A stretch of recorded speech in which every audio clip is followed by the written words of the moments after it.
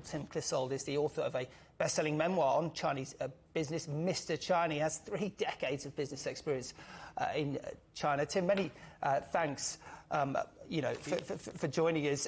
Now, in 2020, I think I'm right in saying that China overtook the US as the world's leading destination of new foreign direct investment. That seems to be reversing a bit now. What's the state of foreign investment in China at the moment? Can you tell us?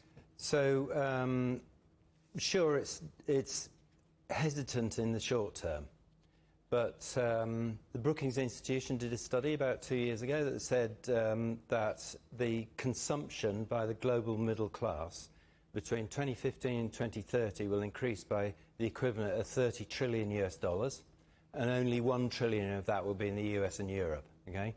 And if you drill down into the numbers, most of the rest of it is in China, or markets that are very closely affiliated in China. So from a strategic perspective, companies don't really have much choice about being there and figuring out how to do it. So there are tactical issues short term, but longer term, I think that people will continue investing. Of course, Tim, attitudes towards China have hardened in much of the West in recent years, really. We've had the US-China trade deal, which dealt a big blow on foreign investments in China. What does it mean in practice, and are investors worried at all? I think investors are hesitating. So I think that the overall situation is not terribly clear. You've got short-term issues, the whole kind of risk of COVID maybe receding, maybe continuing. You've got the whole political situation in China with the party congress and so on. So I think that people are cautious. But again, I think that, overall in a sort of longer-term trend, if companies aren't there, then they're basically going to nurture much larger rivals, and that's going to store, problems up for the future. Now, European investment, interestingly, in China seems to be holding up a bit better. I think up by 15% in the first half of this year compared to a year ago. Yeah. Why is that? So, standing back, the US has been in the top spot for about a century, so it is much more sensitive about China's rise than Europe's is. And I think there's a fair amount of political issues associated with the US that aren't really reflected in Europe. We'll see how that develops.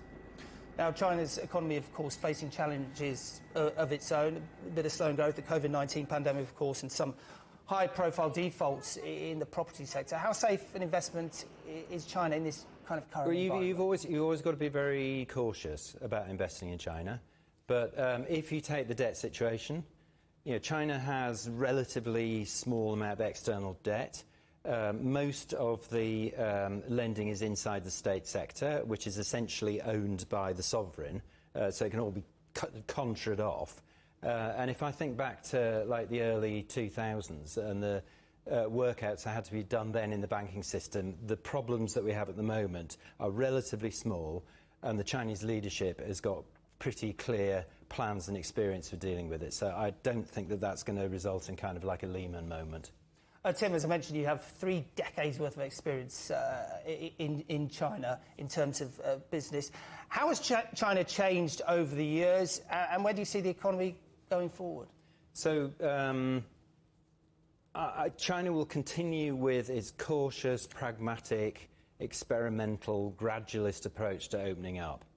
So China's never really suddenly been open and then is now suddenly closed. It doesn't work like that. So everything that comes out of the top leadership in China says that they will continue with this gradual opening up and easing, and they want to continue integrating into the global economy. So there are a lot of short-term problems. They may or may not get sorted out. They may grow into larger ones. Who knows? Nobody can predict that. But from the point of view of the current mindset of the Chinese leadership, they want to continue, I think, with this gradual opening up. Tim, fascinating stuff. Tim Clissold, author of best-selling memoir on Chinese business, Mr. China. Many